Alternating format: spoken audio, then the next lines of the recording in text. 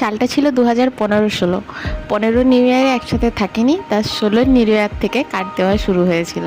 Hello guys, আমি সমাপ্তি, আমি থাকি কলকাতায়। Welcome to my mini blog. গিয়েছিলাম এবারে শ্বশুরবাড়ি গিয়ে হাতের সামনে আলমারি গুছাতে গিয়ে কিছু জিনিস পেলাম, পুরনো জিনিস। কি ভালো যে লাগছিল তোমাদেরকে বলে বোঝাতে পারবো না। আসলে আমাদের লাভ ম্যারেজ তো 15-র মিডিল থেকে মেবি শুরু হয়েছিল।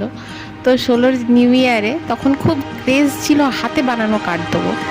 তো হাতে বানানো কার্ড, হাতে বানানো বার্থডে কার্ড, এগুলো সব দিয়েছিলাম এবং ও খুব যত্ন করে রেখেছিল। একটা টাইমে যখন বিয়ে হয় আমাদের 2018 সালে, এই কার্ডগুলো যত্ন করে আলমারিতে তুলে রাখি আমি।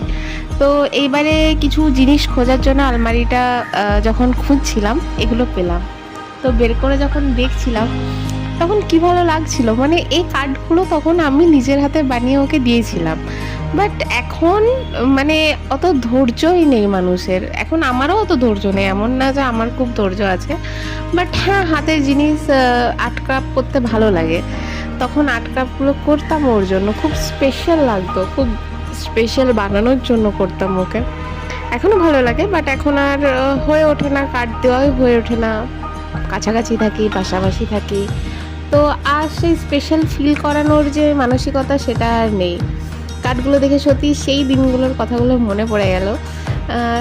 শুধু ওকে না, আমি আমার বন্ধুবান্ধবদেরকেও অনেক হাতে বানানো কার্ড দিয়েছি, সেগুলো এইখানে নেই, সেগুলো আমার বাড়িতে আছে কয়েকটা। ওরাও আমাকে হাতে বানানো কার্ড দিত তখন। কি ভালো দিনগুলো ছিল না?